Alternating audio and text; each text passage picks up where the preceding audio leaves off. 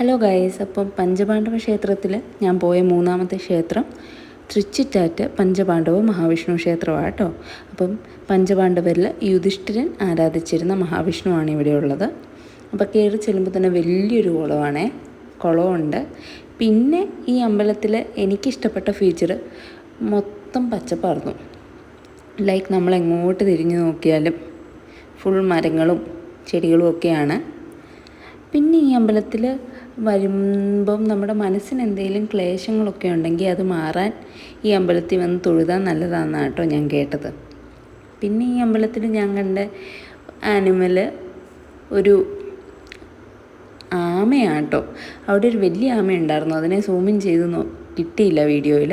പക്ഷേ ഇതൊരു കുഞ്ഞനാമയുണ്ടായിരുന്നു ഇവിടെ അടുത്ത് തന്നെ എനിക്ക് കാണാൻ പാകത്തിന്.